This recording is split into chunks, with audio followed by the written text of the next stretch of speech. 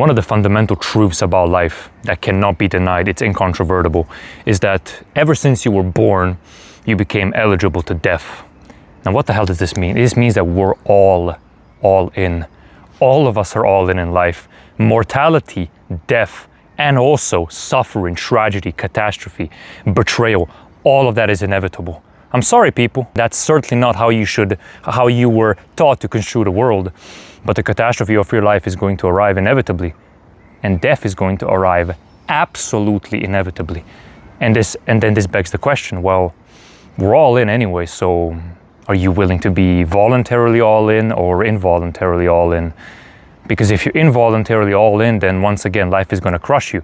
Life's embedded, inherent, and inevitable difficulties are going to crush you. They're going to cut you to pieces, and you are just going to be in an absolute hellhole.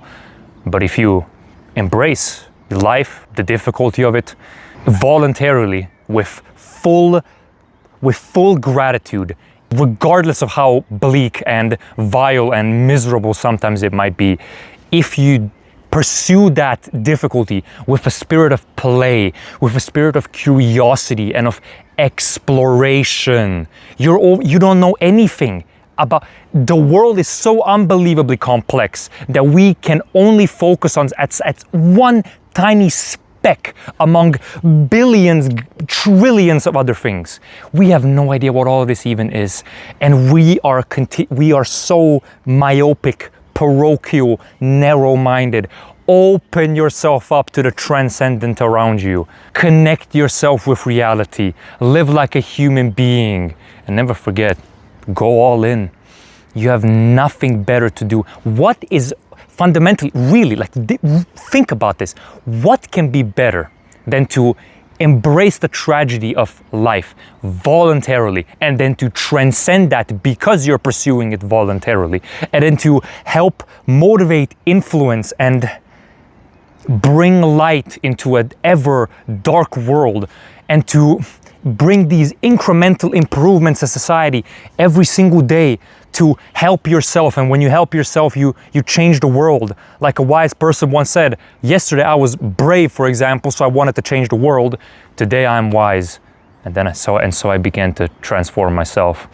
I began to improve myself. It always starts from within. And when I say it starts from within, I'm talking about the acceptance of the most horrible thing imaginable.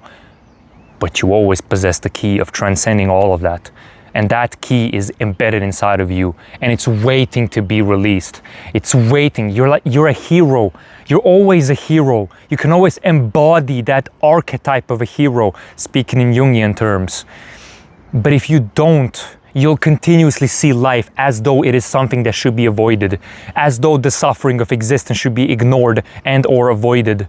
But if you imbue yourself with the characteristics of the hero, of the heroic narrative, to venture out into the unknown, into the underworld, this is all symbolically speaking, to venture out into the unknown, to slay the dragon, to get the treasure, and then to go to the underworld transformed. That's the fundamental heroic archetype. That's who you can become. You can face that darkness, all of it. I don't mean 95%, I mean all of it. You face all of it. And if you do so, you can transcend all of that difficulty.